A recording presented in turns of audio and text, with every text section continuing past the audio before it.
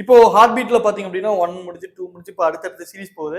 அடுத்தடுத்ததுல எதிர்பார்க்கலாமா உங்களை? இதே தெரியல. அது வந்து ஷாம் சார் கையில தான் இருக்கு. இது மூலியமா அவர் பதிவு பண்ணி வச்சிருவா சார்.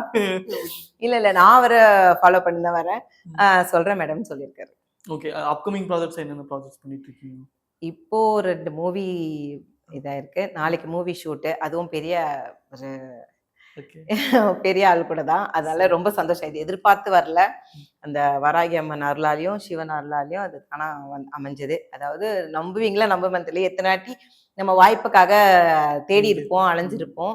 போன வாரம் திடீர்னு வர வச்சு இதே சிபிஎம் சேனல்ல பார்த்து திடீர்னு வர வச்சு ஒரு நிமிஷம் பேசி உடனே சேலரியை பத்தி பேசி இன்னைக்கு 31ஆம் தேதி 1ஆம் தேதி ஷூட் இருந்தாங்க. இவங்க முந்தானேத்து ஃபோன் பண்ணி சொல்லிட்டாங்க, என்னது ஷூட்டா? நிஜமா எனக்கு தானா? நிஜமா எனக்கு தானா அப்படின்னு. உங்களுக்கு தான் மேடம்னு.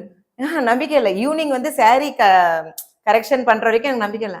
கடைசியில் இந்த கூட வேணுன்றாங்க. வேற யாராவது அம்மா கேரக்டர் போட்டாங்க, நம்மளாம் விட மாட்டாங்க அப்படின்னு நினைச்சிருந்தேன். இல்ல மேடம் உங்கள தான் மேடம் அப்படின்னும் போது அப்ப தெய்வ அருள் இருக்கு. நமக்கு தெய்வ அருள் இருக்கு, தெய்வம் நம்ம கூட தான் இருக்கு. அதனால அது இன்னும் கொஞ்சம் பூஸ்டப் ஆயிடுச்சு. அங்க நாளைக்கு ஷூட் போறேன். இன்னைக்கு வராகி அம்மன் என்னை இந்த இடத்துல வர வச்சிருக்காங்கன்னா அது பெரிய விஷயம் இல்லை எனக்கு. டெஃபினட்டா